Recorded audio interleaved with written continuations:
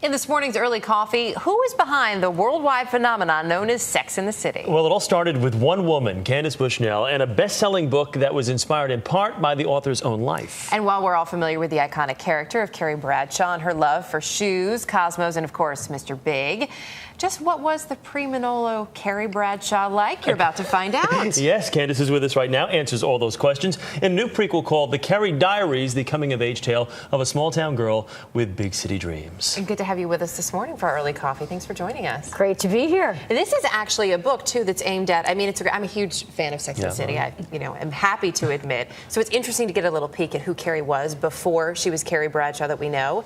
But this is a book that's really aimed more at teens in a lot of ways and young adults. Well, it's technically young adult. It's 14 and up, but of course it has to stand on its own because if you're 14, chances are you haven't watched the, Yes, maybe you should not be watching. Maybe you should not be watching You're 18, at least. of Sex and the City by the age of 14.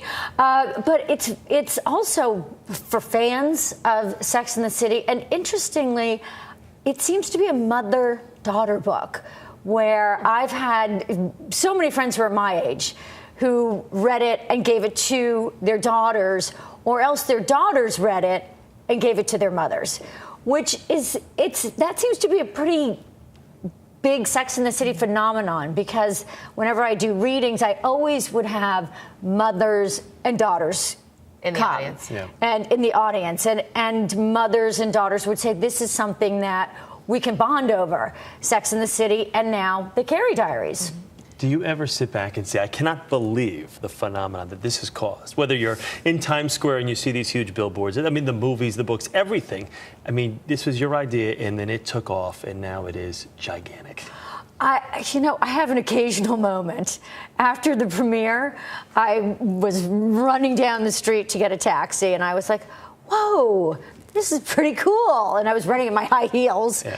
Much like Carrie would. Like Carrie would, although I don't normally do that. I, wear the flattest shoes I can, flip-flops and that sort of thing. But, every once in a while it hits me. But then I usually get a call from my editor.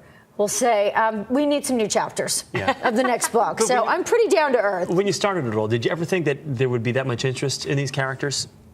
That it would, it's really, because it's a cult phenomenon. When I started writing it started as column in the New York Observer, and it actually took off right away. And I always felt like it was my big break. I was single, I was 34,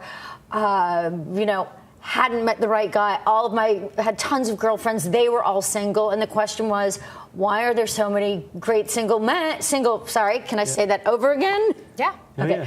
And the question was, why are there so many great single women and no great single men to marry them? So that was really the beginning of, a look at mating and dating rituals. And so you have the Mr. Bigs and the toxic bachelors and all of that. But the column was of enormous interest from the beginning. And in fact, I think I had 3 movie companies that I flew out to LA and went to the commissary, which of course I had never done, and I thought, oh wow, this is so cool.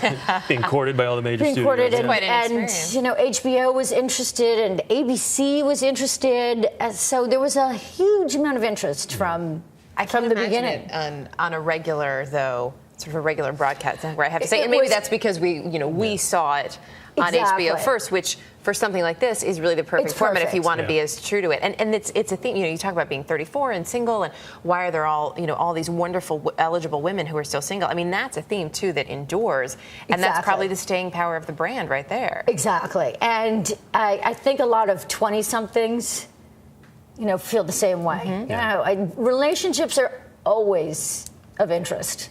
And with this book, to be able to go back and make it a prequel, was that just kind of like your idea of saying, well, it can be basically an open slate because no one really knows what she was like before she was in high heels and prancing around the city, correct? Well, that is true. That is true. But, I spent a lot of time thinking about what the character would be like.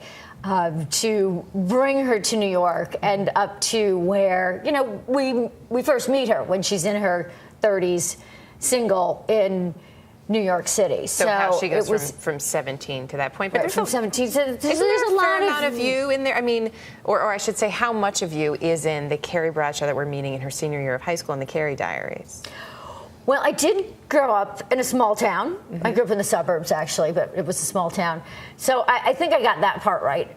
And that's where it is. and then we're done. This is all creative liberties. And then, of course, I always knew that I wanted to be a writer from the age of 8. So, all of my writing angst, I put into the character. But there's actually nothing that happened to her that happened to me. And then there's the next Carrie Diaries, which comes out next year. That's about her first summer in New York City. In New York. So I'm really intrigued, I have to say. It's interesting because, I love that idea of you go from, small town girl, you're green, you don't know anything about New York City. And I'm sure we all remember our first month here, our first 2 months, the things that you see, the people, you can't believe these things actually exist. And that nobody looks twice at them on the street. Exactly, exactly. The crazy cab drivers and, everything. So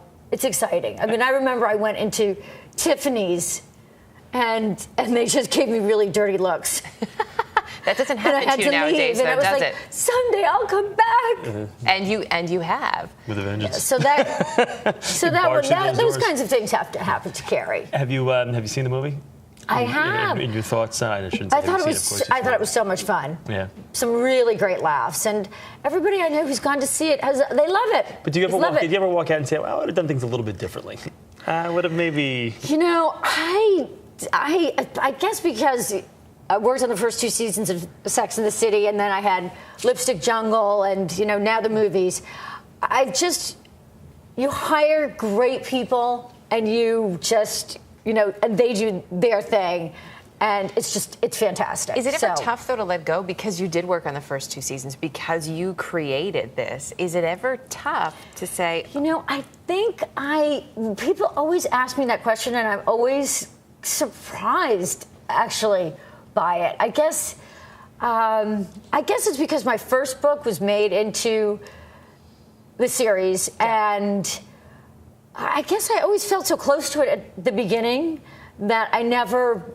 You didn't feel like someone had taken your idea and exploited it, or it. And I also. There's such different mediums, and for me, I know I've written scripts, and I've been a producer. For me, what I love to do is to write novels. So I'm very clear about that's what I do, and so I'm incredibly grateful that there are people who want to be on the set for 15 hours and trip over cables and that kind of thing. That's just not me. No. So I'm just so thrilled. Well, it seems to. It's working out well for all involved, for you with writing novels and all those folks who have been able to spend those 15 hours on set. I think it's worked out pretty well for them, too. And those groups of 10 to 15 women that we're all going to see the movie. Exactly. Get dressed up, go to the Cineplex. Absolutely. So, have a lot of people have it. Thank you. Great to have you with us this morning. Thanks, Candace, guys. Good to see you.